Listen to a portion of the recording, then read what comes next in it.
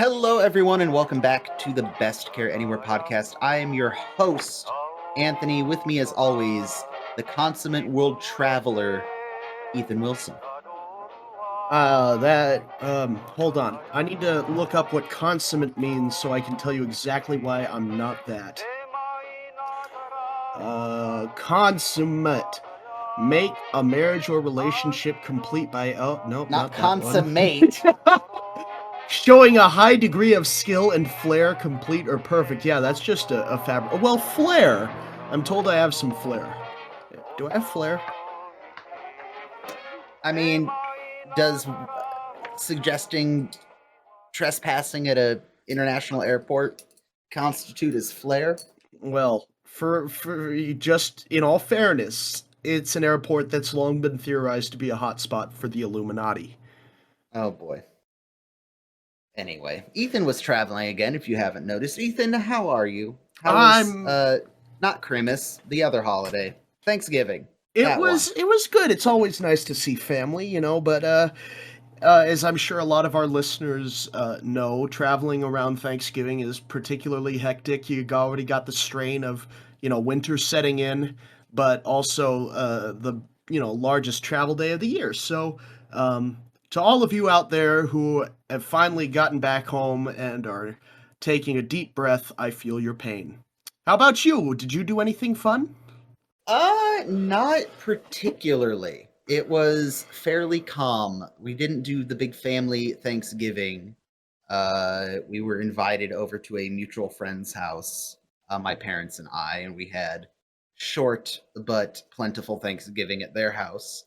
And I've just been kind of chilling on the days off. So yeah, nothing too crazy going on. I gotta tell you, I love my family, of course, but Thanksgiving at a friend's is, a little less pressure of a situation.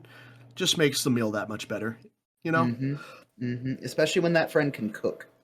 So anyway, I've been waiting until I was recorded to tell you this, and then you can decide to keep it or cut it out. Oh God.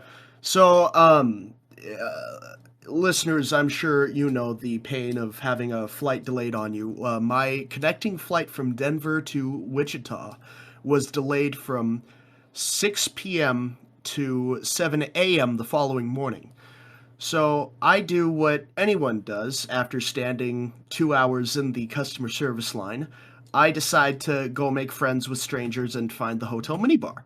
And that was a good time, but the night ends. I'm trying to figure out where I'm going to sleep for the night, and I'm sitting up against one of Denver's many shoe shine stands. Have you ever flown through Denver, Anthony? I have not, but the guys from the cigar podcast, the Beyond the Humidor podcast, have several times for their yearly sojourn to the Rocky Mountain Cigar Festival. And the stories they've told me are not great. Apparently the Denver TSA is a bunch of assholes. Well, I've never been unfortunate enough to go through TSA because I've always connected through there.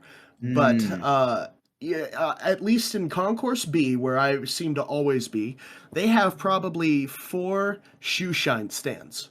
So at this point, I am enjoying myself, let's say. I'm having a good time, unwinding for the night, getting ready to, hunker down and pass out for a few hours. And I'm leaning up against this shoe shine stand, and a well-dressed gentleman walks up to me and says, hey, do you have time for one more customer? I kind of look at him and go, yeah, I'm sorry? Yeah, he goes, my flight got delayed, and I figured I could pass some time here. And so I look at him and I think, what's the worst that can possibly happen? So I have him sit down on the recliner because these shoe shine stands, it's a row of recliners and they're elevated, of course. And then below that is like the cubby where they keep all their stuff. So please have a seat, sir. Open this cubby. Thankfully, it's just unlocked.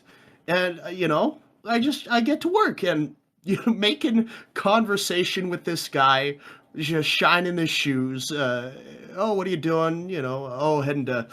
Heading back to Texas after the holidays, blah, blah, blah, blah, blah. So, 5 minutes later, his shoes are adequately shined, and I tell him, "Well, thank you very much for your patronage, sir. You have a nice night." And he goes, "Yeah, you too." Slips me a 20 and walks on his way. So I can now put on my resume, shoe shiner, Denver International Airport, for exactly 15 minutes.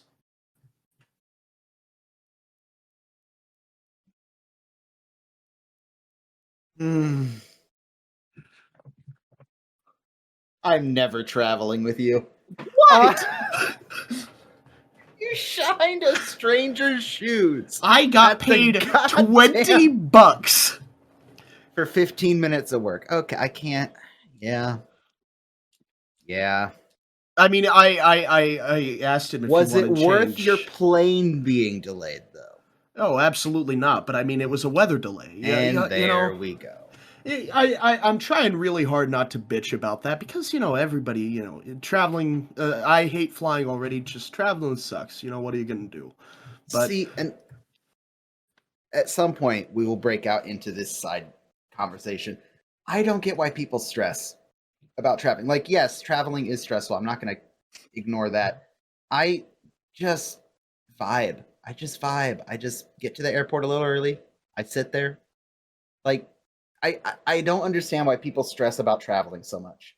Like the last time I flew to LA and back for a weekend for a training. Literally got to Sacramento International Airport. I knew it was an early flight. I didn't know when the booth for the airline I was flying was going to open, so I got there a little early. Had to wait for like 20 minutes till the booth actually opened. Went through security and just sat and waited for my airplane to board. I didn't panic, didn't stress. Because you know why? Because I have the entirety of human freaking knowledge in a little box in my pocket to keep myself entertained. Got on the plane, stopped in Merced to pick up more passengers, went to LA, got off the plane, met up with the people. The most irritating part of that trip was having to meet up with 2 other people at LAX. That was it. We went to the training. Training was good. I returned my rental car. I went through LAX TSA security. I waited at the boarding area for my flight. I even found a geocache while I was there. And then I got on the goddamn plane and went home. And it was not... I don't get why people freak out. Well, like, Anthony, to be fair, I'll I've tell never you. had to meet a connecting flight, which I'm sure is a pain in the ass. But you know what? At the end of the day, if I miss that connecting flight, okay. I get it. I maybe I just have not had a shitty enough experience while traveling yet, but I'm a very much like, damn, plans have changed. How are we going to deal with it? As opposed to a scream, cry, and shit myself in the corner type of reaction. Now, hold on. I didn't shit myself in the corner. Did you scream and cry? Well, yeah, but okay, I didn't bother denying those. Again, listener, I absolutely acknowledge the fact that maybe I just have not had a shitty enough travel experience, and I accept that. But from my experience, I don't get why everyone has a conniption fit about flying. This is why the audience connects with me. Put on your noise canceling headphones. Go to sleep for 2 hours, 3 hours. Take an edible, whatever it is. It's not the end of the world. Much like, I can't remember what comedian it is, but I reference this anytime someone bitches about flying to me. You are like a Greek god. You are in a tube in the fucking sky. You're a goddamn miracle right now. I don't get it, but I'm glad you made it back to Kansas safely, Dorothy. Yeah. This is why our listeners connect with me on a spiritual level, because you're just too emotionally well adjusted. Like, I act on pure emotion, usually too much emotion, and it usually ends bad for me. But you know what? It's relatable. True. Well, I don't think there was any follow-up from the last episode. How could there be? We just hit the nail on the head. We were so good. It was so poignant. I will double check, because now that I'm saying that, I'm going to forget someone, and I'm going to feel bad about it, because, that's how I do.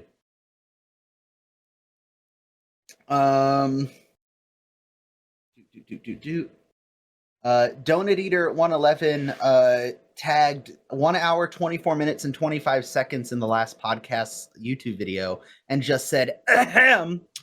1 hour, 24 minutes, and 25 seconds is where I politely asked the audience to pester me if I did not finish uploading the video copy of the MASH movie podcast, to which I replied, panic screaming.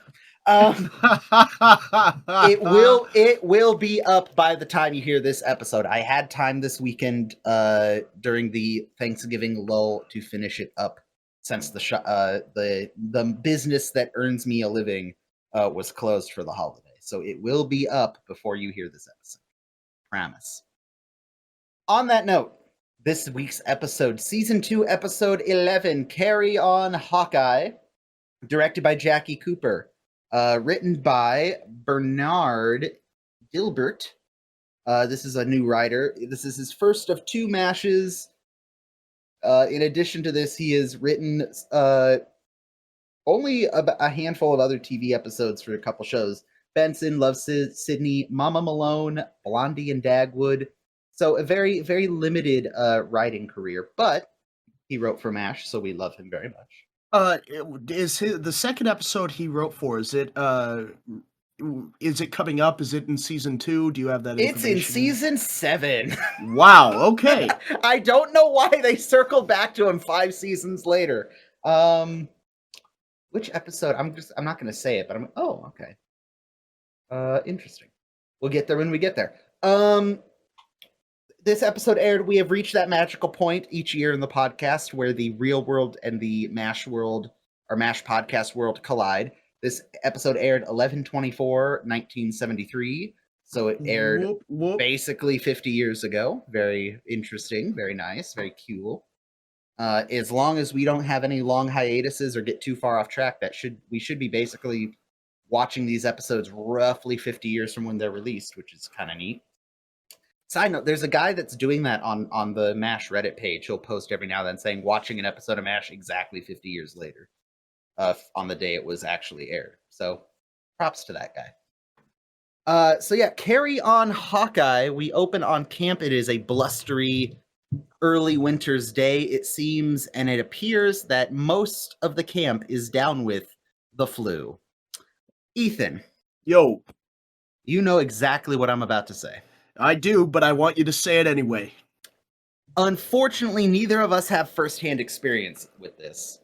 The year before I started working at the scout camp, 2014, and if there's anyone out there in the Camp Winton world that wants to clarify or correct me if I'm wrong, please do so. In 2014, one of the weeks of camp, actually for about 2 weeks, but one of the weeks of camp, more than half the staff came down with what ultimately got called Das Flu.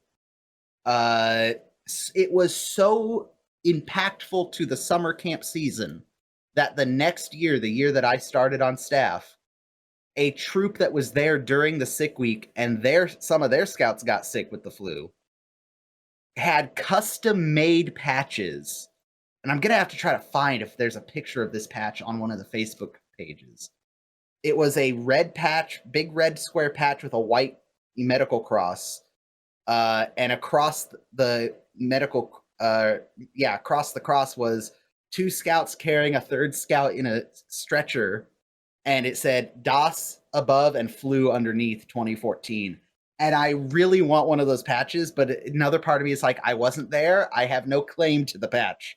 But yeah, we have a DOS flu situation here at the 407.7.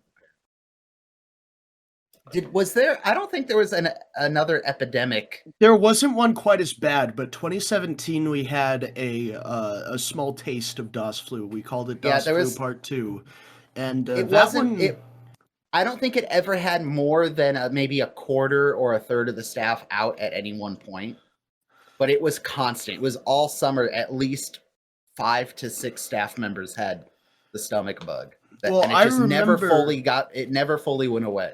Yeah, at one point, because at that point I was working in the nature program area with Jared and one other gentleman, and both of them were out at the same time, so I was trying to juggle all of their classes and responsibilities for like 2 consecutive days.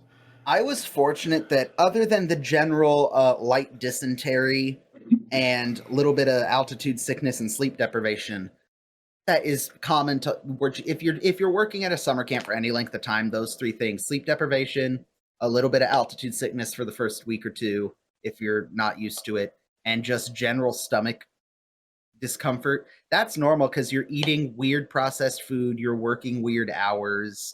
That's just kind of part of working at camp. Other than that, I can't say that I was down for any lengthy period of time other than I got an ear infection for like 3 days. That was the worst illness I think I've ever had at camp. But no, man, I got the hantavirus at camp. Like the first oh time yeah, I had the hantavirus, not this most recent time. Wow, I gotta stop putting myself in position where I'm breathing rat shit. I think that says more about me. That says more about you than anything. Yeah, exactly. But anyway, so yeah, the flu is rampant at the 407 7th. We see that everyone is in bed. Trapper John, most of the support staff, yada yada yada. We are introduced. The PA kindly, informs the camp that Henry Blake has asked to refrain from kissing each other unless absolutely necessary. And I just want to say that is absolute bullshit. I mean, this isn't some fascist dictatorship. If I can't kiss the homies goodnight at war, what the fuck am I fighting for? This is true. Can I also point out something else? I'm going to point out 2 things that, look, I hate to say it. I'm going to bring up the pandemic because it's relevant. Whoop, whoop. So when a flu hits an army medical compound, what are the 2 things they do? Quarantine, and everyone's wearing face masks. Okay. I think we're far enough removed now from the pandemic that I can voice some opinion. What was the big deal? What was the big deal? I don't understand why everyone was so in a mood during the pandemic. Like, I didn't get it. You injected into the quote-unquote culture war. And listener, I'm not trying to get in a culture war. I'm not trying to, like, say that if you didn't wear a mask, you're an idiot, or if you did wear a mask, you're a sheep. I worked at a grocery store during this. It was a whole nightmare. I'm just curious. I'm like, it never made sense to me. On both sides of the fence, it never made sense to me. But I don't know. This episode and another episode we're gonna have later in the series just make me stop and go, man, we really were freaking out over the wrong stuff during the pandemic. We collectively as a society were panicking about the wrong stuff and not really behaving ourselves. But hey, as one of the YouTubers I watched said about that time, not everyone was acting with grace and kindness. So, But anyway, enough pandemic talk aside. On the note of the PA announcements, you brought it up first, so I will point out, make a note of the PA announcer over the next couple episodes, because we're going to have a chance to talk about him in about 5 episodes, I think, if my math. No shit. Yeah, we might even get to see him. Bum, bum, bum. But anyway, the mysterious It's Not Radar PA announcer. So we have Trapper's in bed. Hawkeye's trying to get him to eat some oatmeal. Hawkeye is introduced to a, quote, new, unquote, nurse. Technically, this is a new nurse. It is Nurse Sheila Anderson. Ethan, I don't know if you're aware. We've seen this actress before. Yeah, I see her every time I fall asleep. That's weird. I meant on MASH. Yeah, me too. What were you? This is Lynette Medi, or Mette. I don't know. It's Mettey. I want to say Medi. I feel like there's one too many vowels in there, but must be French. Okay, but she is Nurse Sheila Anderson in this episode. But she was also, I shit you not, I'm not making this up, Nurse Abel and Nurse Baker. from the wonderful early days of season 1 where they just gave the nurses alphanumeric names. Hell yeah. But she has quite the extensive acting career. And when I say extensive, very much like we've talked about similarly, not a mainstream big movie actress from what I can tell, but a lot of episodes of TV. She's in 6 episodes of MASH. We'll see her all the way up into season 4, it looks like. But she was also on Quincy M.E., The $6 Million Man, The Runaways, Barnaby Jones. She made an appearance in the sort of not really a MASH spin-off series, Trapper John MD, which I had a thought about Trapper John MD, which I'm going to bring up next time we have Mike on the show. But I think the Trapper John and Trapper John MD is much more of a movie Trapper spinoff than a TV Trapper spinoff. But that is a conversation for another time. Okay. And she also did some voicing in Batman the Animated Series, which I would argue is one of the better iterations of Batman. Fight me on Twitter. But anyway, so Nurse Sheila Anderson is new here. Everyone's in bed with the flu. Choppers are flying in, and some of the staff who is able to stand and work in the OR are also sick, which is not great, but you know, you do what you can. Henry's down for the count. The only 2 functioning surgeons in the unit are Hawkeye and Frank. Oh boy. What could go wrong? What could go wrong? Well, the first thing that goes wrong is Frank makes it exactly 45 seconds into the surgery session before he passes out. Now, I have been sick in bed with the flu many a time. I have never passed out, but at the same time, I also wasn't trying to force myself to perform surgery while I had the flu. So, you know, I'm not going to say Frank like passed out for dramatic effect. He probably passed out because his body's like, hey, we're done now. No more. Stop this. I don't know, man. Yeah. I've passed out in some pretty weird situations when I've been sick. Yeah, but here's the other thing, and I don't think I quite understood this as a kid, and I only understood it once I got a little older. The flu will kill you. Like, legitimately, the flu can kill you. And I know that might sound goofy to say, but it didn't. It took me until I was like in the back half of high school to like appreciate the fact, like, oh, the Spanish flu was just a really bad year of the flu in a time when medicine was still kind of iffy. The flu can kill you. Like, I don't think I appreciated that till I got older, because I just assumed like, I'm sick, I don't get to go to school today. Cool. But yeah, modern medicine is a trip. So Frank's down for the count. So we have Father Mulcahy stepping in, trying to help with some nursing. Margaret is attempting to fill in. And again, none of these people are doing like actual surgery.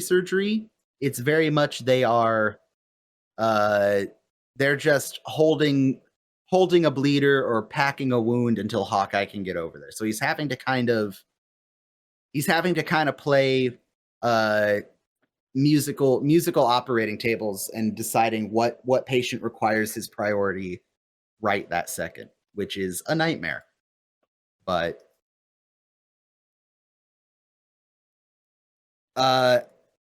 after the surgery are performed, Hawkeye gets on the phone trying to coordinate getting another surgeon in to help him.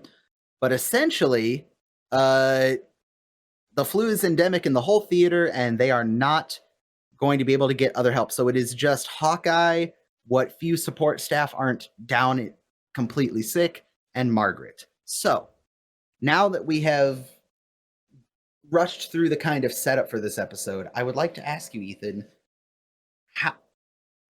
what did you think going into this episode, knowing that it was, once you got to this point and kind of realized this is going to be a very Hawkeye centric episode, but also a Hawkeye Margaret working together episode? I don't know. I feel like this episode as a whole is kind of a departure from what we've seen previously. It's why I was so disappointed to hear that the author Benedict Albright, uh, Bertrude Amsterdam, beryllium What? arthritis. What is his name? Who wrote this The episode? author? Yeah, Oh, Bernard Dilbert. yeah, that one. I thought he did I didn't an know. Were you excellent talking job. about the author of the book, the director of the movie? I didn't realize what you were saying. No, No, the no, writer of because this episode, Bernard Dilbert. Yes. yeah, this isn't a scheme a week kind of thing. It's it's got a plot, of course, but it's much more based around the strength of characters anyway, right? Mm-hmm. So I think picking two characters like that is inherently interesting, and not that there was a lot of development or growth or whatever you would call it. But it's always fun to see a Hawkeye give Margaret flack at any given opportunity, and Mm-hmm. her typical army rigid reaction. So going into it, it was a nice change of pace, I think, for me at least. Mm-hmm. Well, on that note, then the following scene is Margaret goes to Hawkeye. Now, here's the weird dynamic here, because there's the medical side and then the military side. Militarily speaking, Margaret is ranking officer of the unit right now. Henry is not functioning. Frank, the second in command, is not functioning. This is where I wish at some point either Henry or the army itself had protocol for this, because I in a genuine way, I want to understand what would the real world scenario be here. And listener, if you have any input on this, I'd love to hear it. Margaret is ranking officer. She is the highest ranking physically able member of the camp. Therefore, she should be de facto commandant. However, as we're going to see, she cannot supersede Hawkeye medically. Hawkeye gets, as soon as choppers hit the pad, Hawkeye essentially becomes in charge because he has to be. He's chief surgeon. He is the medically capable one as far as getting into a patient's body and dealing with their wounds. Margaret is head nurse, but she cannot operate. She cannot make a medical judgment call on the level that Hawkeye would need to for the duration of the incoming wounded. So that leads to this little back and forth that we get from Hawkeye and Margaret. Margaret essentially comes into Hawkeye's tent to lay down the law of how this is going to work. And Hawkeye's being cheeky. He's like, "Oh, I've always wanted to, but I never dreamed." And he kind of pats the bed next to him. Ethan, because again, I said this on a previous episode, we're halfway through season 2. I think you are just about at the point where we can say, yes, these episodes are new to you, but you are no longer new to MASH. You have a sense of the world. You have a sense of the kind of the starting place for all these characters. So I'll ask you, as someone who is watching this episode for the first time and seeing Margaret and Hawkeye's relationship, for lack of a better term, for the first time, what did you think of this back and forth between Hawkeye and Margaret? Kind of this argument of who's going to be, this non-argument of who's going to be in charge. It's very revealing of both of their characters. I think we've seen time and time again Hawkeye, he's there. He doesn't want to be there, but he's there. So if he's got to do shit, he will. But he's not stepping up to the plate. He's not going on the 10-mile volunteer hikes. And Margaret is, I suppose, so used to the, rat race, try and get ahead, Frank sort of conniving. She just cannot fathom. Yeah, to Margaret's credit, though, there's the other factor that is worth pointing out. She is a lady in the military who has achieved a significantly high rank. That especially in the time frame that MASH is set, that did not come without her busting her proverbial ass. Yeah, absolutely. which kind of I can understand why she's maybe in kind of a, I don't want to say bigoted way, but in a very, like Hawkeye even says, I don't care. You be in. You're in charge. I don't care. I will perform surgery when I have to. Everything else, you are free to do whatever you need to do. But Margaret keeps insisting that I want you to say and that you understand that I'm in charge. And he's just like, that's what I just. Are you listening? Hello.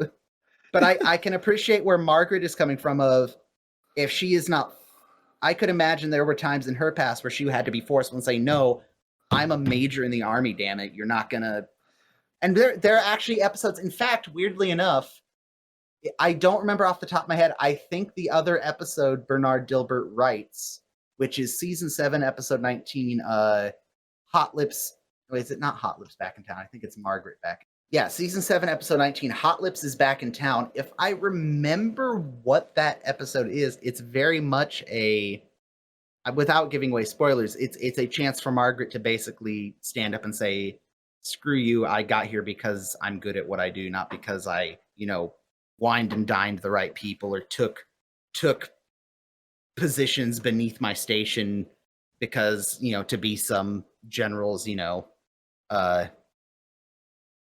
you know trophy wife or trophy girlfriend or whatever." So that it's interesting to me that Margaret is basically forcing Hawkeye to listen to her say, "I'm going to be in charge and you are going to listen to me because I hold rank."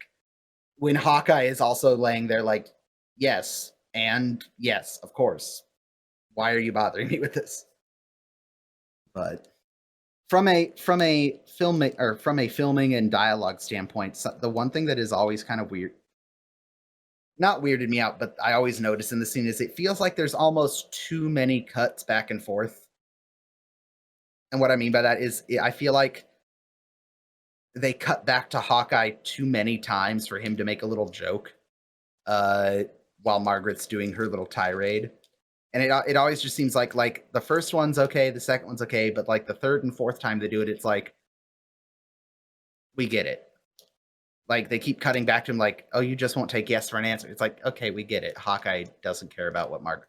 Not that he doesn't care. It's that he doesn't understand why Margaret keeps going off on this argument that he's already acknowledged that she is right about. But I don't know. That's just a little nitpick from me. But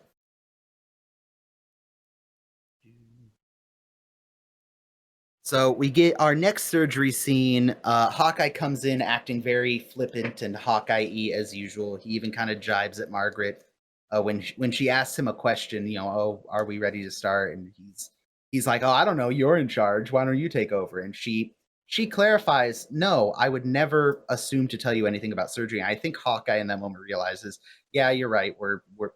We need to focus up." And he starts kind of assigning everyone their tasks. So yeah, I agree with what you said, Ethan. It's nice. It's nice to see Hawkeye and Margaret working together. And we've seen this before. If you remember back to Sticky Wicket when we had Mike on, because there's that moment in Sticky Wicket where Margaret comes to Hawkeye and says, "Hey, I've been thinking about this." You'll remember Hawkeye had a patient that was going south because he missed something that he didn't realize he missed. And Margaret was kind of thinking it through with her, and you have this moment where they're kind of on the same playing field, but Hawkeye's kind of being stubborn.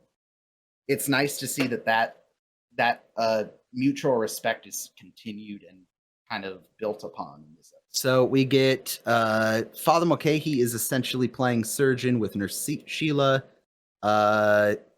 Margaret and another nurse are going to be working on another patient, and as we said before, Hawkeye is basically going around and doing a little bit of surgery on the patient that needs it right now, getting him to a point where he can stop and they'll be stable for a minute, and then goes to the next one as in turn as needed. While that's happening, Radar is still trying to call around and figure out if they can get another surgeon. The writers, I saw a note here on the MASH Monster Mash fan wiki that I found interesting. Radar mentions, or the person Radar is talking to on the phone mentions that they found a candidate, but he's actually a pediatrician, and Radar makes the comment, I don't think we get a whole lot of pregnant patients up here.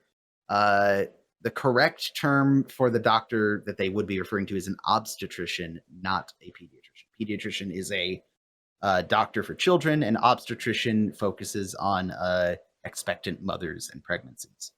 So, there's your fun fact for the day. Hell yeah. Learn something new every day. You gotta learn something. We jump back into surgery. Things are heating up. There's a lot going on. Margaret isn't sure if she did the right thing with her patient. Hawkeye comes over and clarifies she did it wonderfully.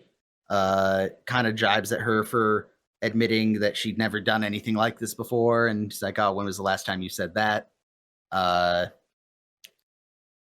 Actually, I think he says, I bet you can't remember the first time you said that, implying that Margaret would not have ever admitted that she didn't know how to do something, which is kind of a fun little drive. Margaret needs to chill a little bit sometimes. But Radar comes in and informs him, struck out. There is no reinforcements coming for Hawkeye. It is him and him alone. Hawkeye starts to get overwhelmed by Father Mulcahy needs help. Sheila needs help.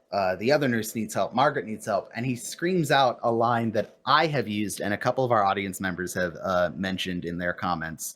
My kingdom for an intelligent octopus. And unfortunately, the couple times I have used this at appropriate moments, I get weird looks because no one knows what the heck I'm talking about.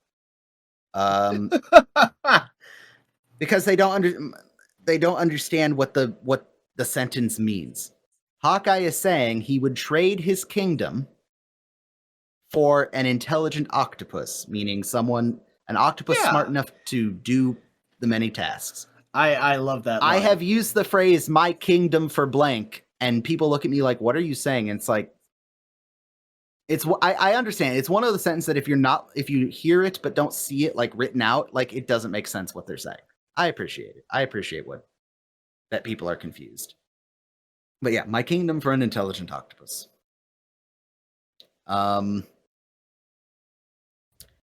After that, we get the commercial break, and then we pop back to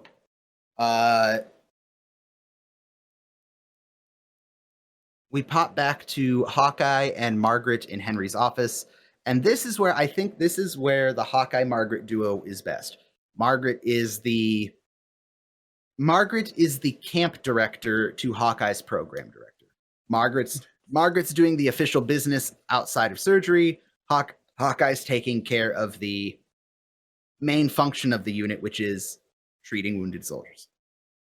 That is a good symbiosis for them. Yeah. But I will ask you, Ethan, and listener, what for the next few minutes we get basically Hawkeye messing with Margaret. Is Hawkeye flirting with Margaret, or is he just pushing her buttons to kind of as like a stress relief valve for both of them? How do you read this?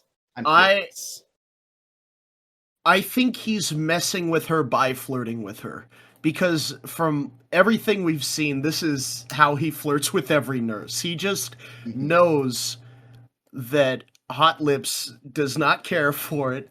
He knows that it's the quickest way to get a rise out of her. And so I think he's just doing it for the hell of it, honestly. But it's genuine flirting, I believe. Okay. What about you? What's your thought? I always got the sense that yes, he's flirting with her, but he's doing it because he knows that it will never be reciprocated, right? Right. You know, Hawkeye is not gonna push it to the point of, if Margaret says no, Margaret says no. It's never gonna go past that.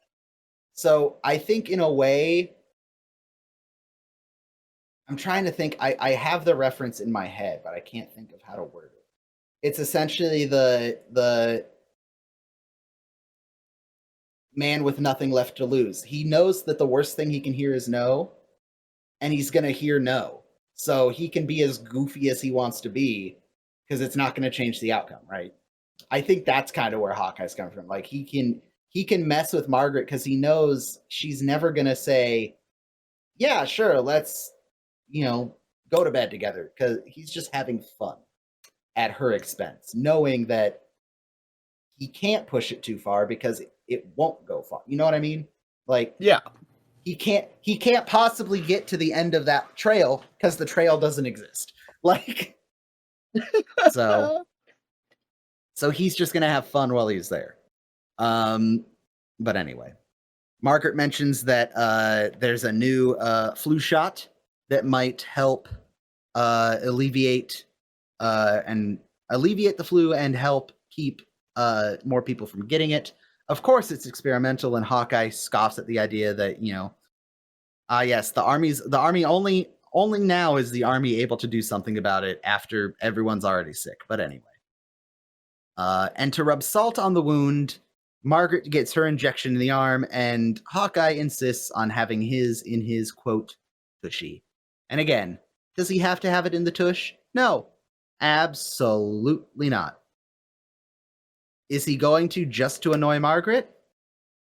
Yeah, he is. And cue one of my probably top 10 Margaret and Hawkeye scenes. Margaret has Hawkeye's shirt pulled up, pants exposing his hip/butt cheek, and as she's about to give him the shot, Radar comes in, looks wide-eyed at Hawkeye's exposed butt and goes, "Oh, I'm sorry," and runs back out, causing Hawkeye to just explode in laughter, to which Margaret responds by stabbing him in the butt with the flu shot. One of my favorite not my favorite, my absolute favorite Hawkeye and Margaret scene we unfortunately aren't going to get for several seasons, and I would fight to the death that it is probably the single funniest dialogue scene in the entire show. And for those of you that know exactly what I'm talking about and disagree with me, I can't wait to argue, because I think it's one of the funniest scene, individual little scene in the entire show. But we'll get there when we get there. So, hearing all this, Colonel Blake comes in and is less than thrilled with the idea of Hawkeye and Margaret usurping his authority and drinking his brandy and smoking his cigars. He is back in the saddle again and promptly passes out and falls out of his chair onto the floor, as Henry is to do.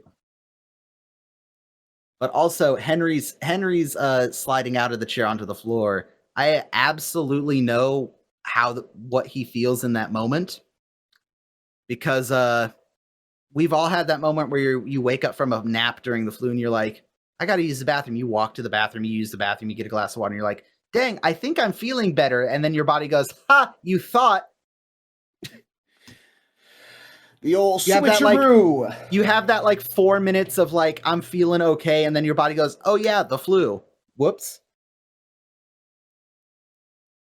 Henry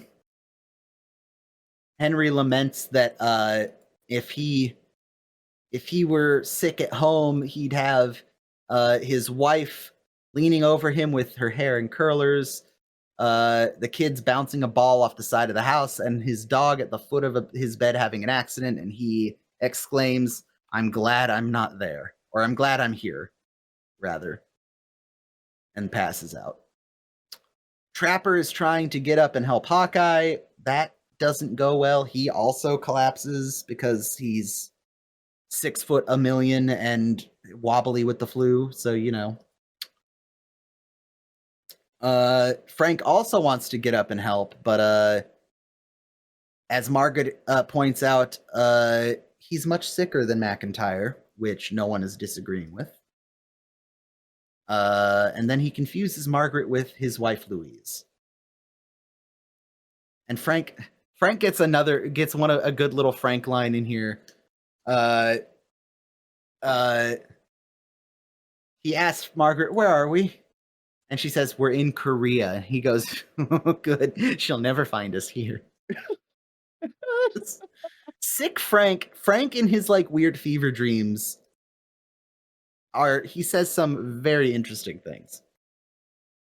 But So Frank also let slip that he had a fling with his receptionist Nancy. To which Margaret is shocked and disgusted, which is hilarious because what the hell are you two doing? But anyway. Margaret and Hawkeye have a little tiff because Hawkeye commands Radar to keep searching for doctors using General Clayton as kind of a guise to try to get more favorable reactions and or help from people.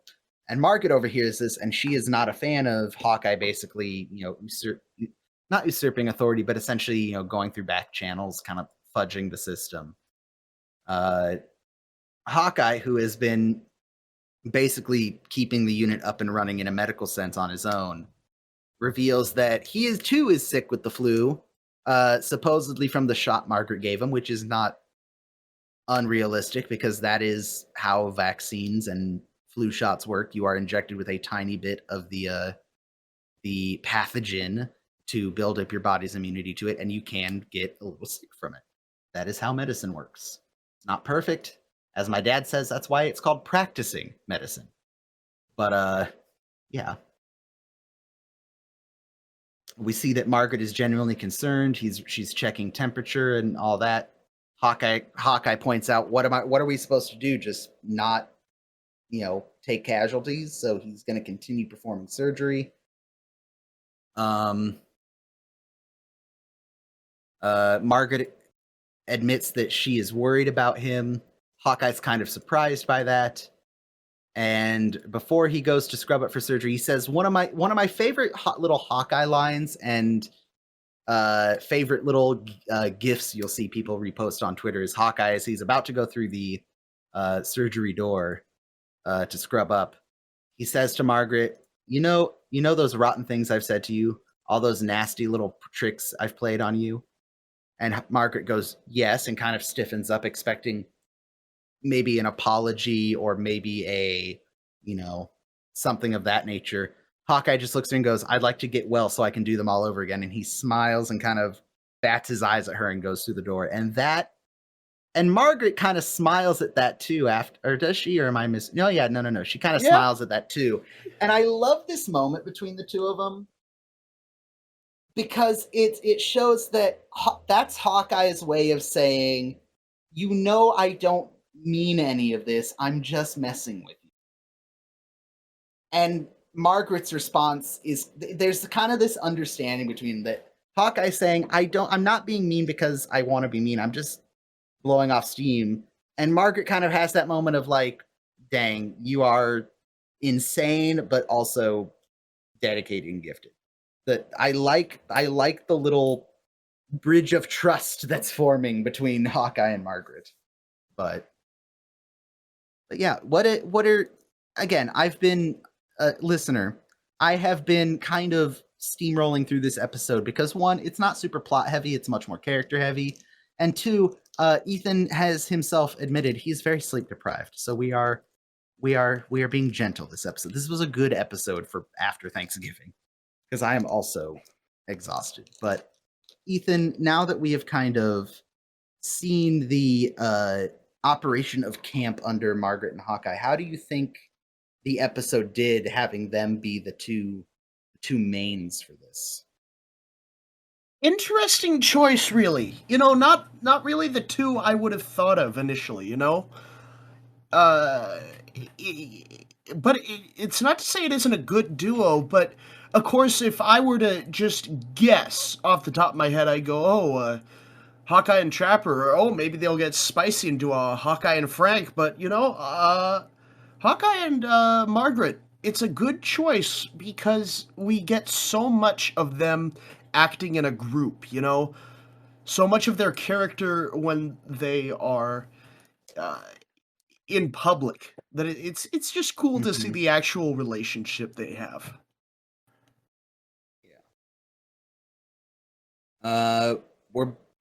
And for the back third of the episode, we're back in surgery. Hawkeye is barely managing to keep up despite him. Again, props this episode to the wardrobe and makeup department. They do be making the sick people look sick.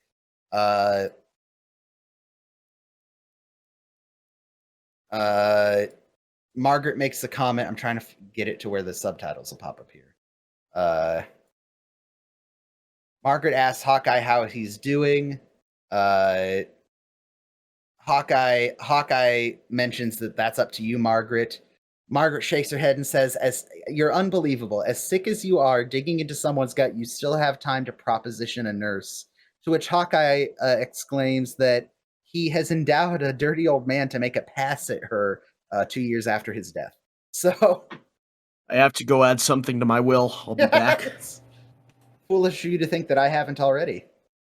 He'll be wearing a green trench coat. No.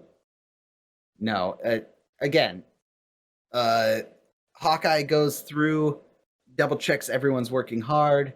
Radar comes in and mentions that, yeah, there's no one coming. So he's like, all right, Radar, scrub up. And Radar is less than excited about the concept of doing that. As would I, to be honest.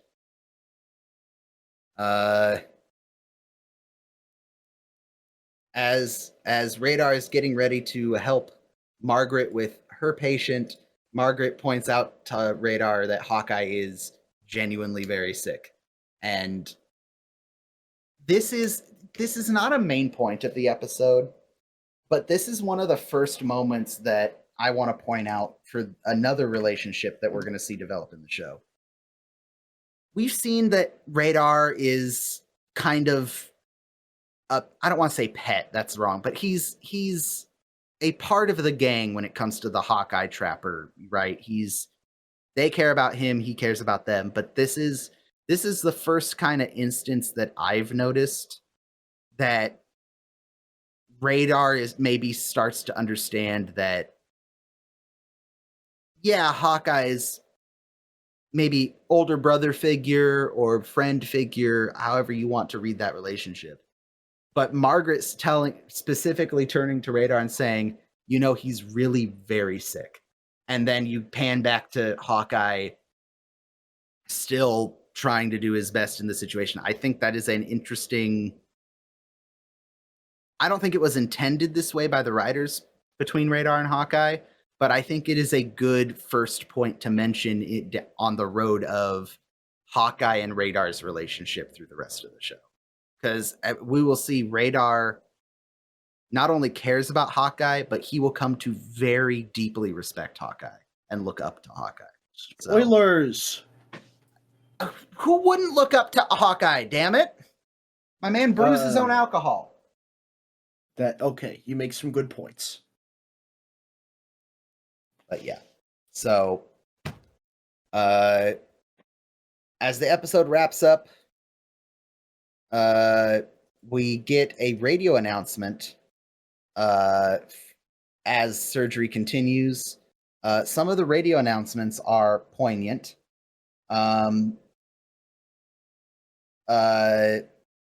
Dr. Ralph Bunche has just won the Nobel Peace Prize. That is roughly time period accurate. Dr. Ralph Bunche was a Harvard PhD in political science and later professor of political science at Howard University. In the 40s, he helped draft the United Nations Charter and is considered by many to be one of the founding fathers of the United Nations. In 1946, he was part of the United Nations as a secretariat. And in 1948, this is what he got his Nobel Peace Prize for. He served as the United Nations chief mediator between two disagreeing factions. You'll never guess which two, Ethan. I never will. Yeah, if you think about it for 5 seconds, you can. No, I want you to say it. Israel and Palestine.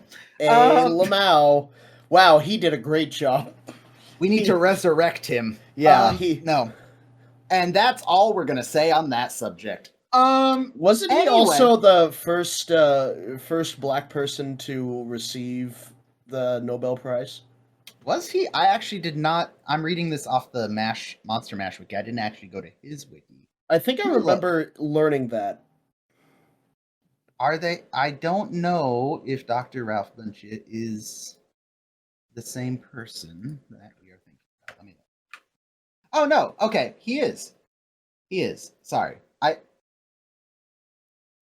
Okay, yes, he is. I did a search. First African American Nobel Peace Prize winner. It is Ralph Bunche.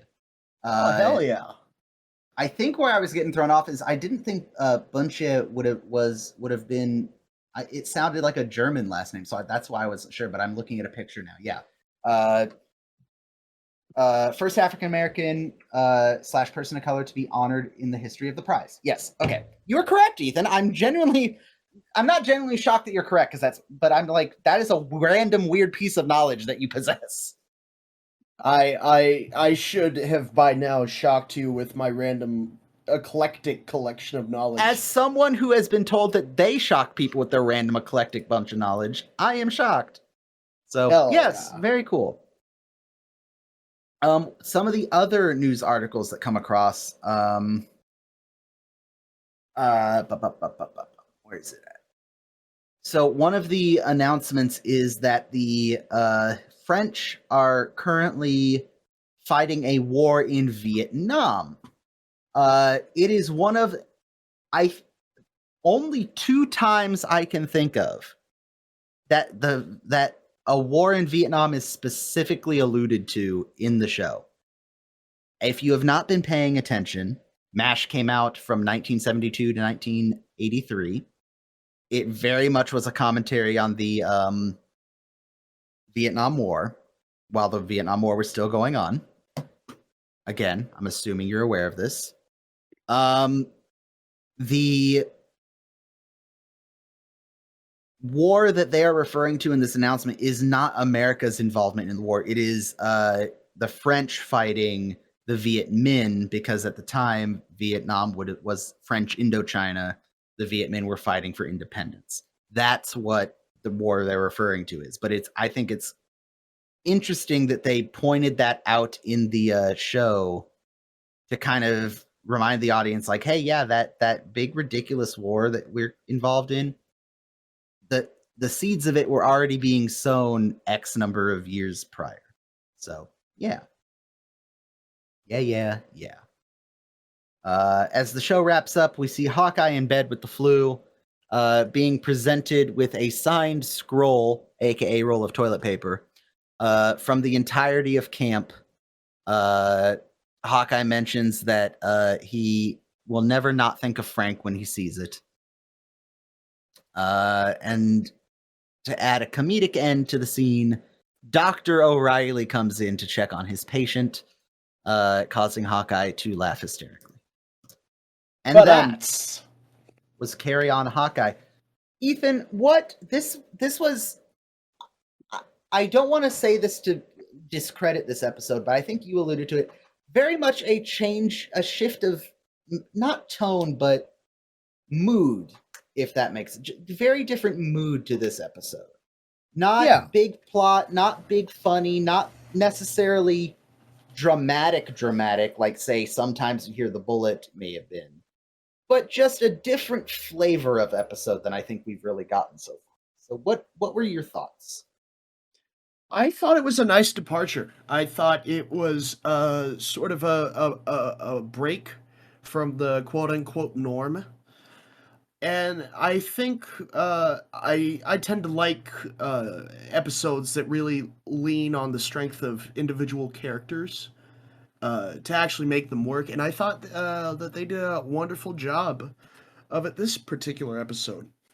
And yeah, I think everything else, the flu, all the supply problem, the trying to find another surgeon, that's just, I don't want to call it filler because that has a negative connotation with TV. It's set dressing for the real meat of the episode, that is putting some more bricks in the wall, so to speak, that is Hawkeye and Margaret's relationship with each other. I don't think the rest of the episode's bad. I just think that the main focus is that those two kind of probing each other as far as how they act, what they want to do in this situation, and kind of coming to the next tier of respect for each other, if that makes sense. Yeah. But on that note, it does the episode still is entertaining enough to watch while you're seeing that happen. It's not like the other scenes help that part along. It's not superfluous. So on that note, Ethan, what would you rate this lovely episode? I'm giving Carry On Hawkeye a 4.3 out of 5, personally. 4.3. Not a bad number. I think I'm going to give it, I'm going to give it a solid 4. I think it's a decent episode. I think it uses the two main characters well. I think it supports them with the rest of what's going on fairly well.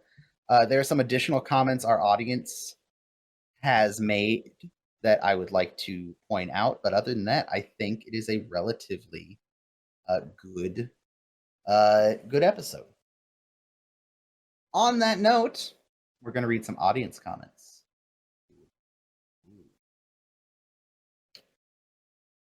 So from Twitter first, we have a 4 out of 5 from Donut Eater.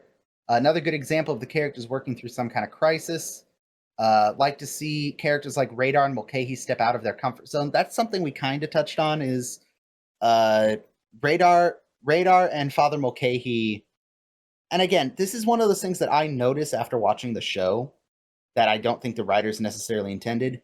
The support staff of MASH do over time get more competent medically because that's what would have happened in real life, right? Like Radar, I think in future episodes points out when he notices something doesn't seem right with a patient. Father Mulcahy has some episodes where he gets sort of medically involved in stuff because kind of absorb the knowledge as you're in that setting, I would imagine. Chief Smash Forever. On that note, Chief Smash Forever, I saw a Twitter post you made the other day. Look for a message from us soon. I had forgotten.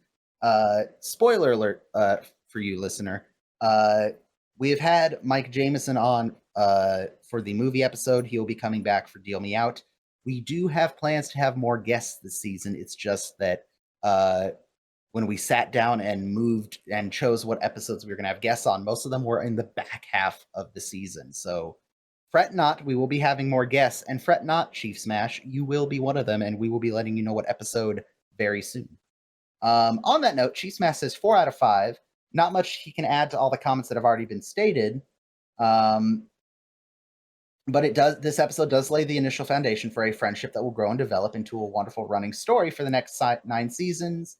As usual, Alan Alda shines when given the lead, and we're going to come back to that. We just mentioned him. This lightsaber kills fascists. Mike Jameson, 4 out of 5, with some iconic MASH set pieces. The highlight, of course, is laid in the evolving relationship of Hawkeye and Margaret. I think everyone's on board with that. Alan Alda and Loretta Swit are at the top of their games. Yes, they are two of my favorite actors working together on this show. Their back and forth is really good. There's another actor, and we don't really get to see much of them until the later seasons, this type of relationship role. But there is one character I would argue has a better relationship based stories with the other characters on the show, but we can't really talk about it till we get there. There's kind of a dark horse, if you will, on the MASH cast that I think just in every situation they're put into with one of the other characters, it's really good. But we'll get there when we get there. Paul Mitchell says, "My kingdom for an intelligent octopus." Hawkeye at his early best. Great to see Margaret move away from Frank, even if it was only for an episode. 4.6 out of 5. Hell yeah. Transplant Rockstar says 4 and a quarter. Definitely a fun one from the early era. 4 out of 5 for Bella Sissa. Seeing Margaret gaining just the tiniest little bud of respect for Hawkeye is a bit of foreshadowing for later seasons. Henry and Trapper's side moments are hilarious. And Hawkeye saying, "The derriere, back of my front, the fleshy part," gets me every time. Sean Murphy says, "One of the many gems in season 1 through 3. He loves the moment when Margaret gives Hawkeye the little smile at the end of the "I'd like to get well and do them all over."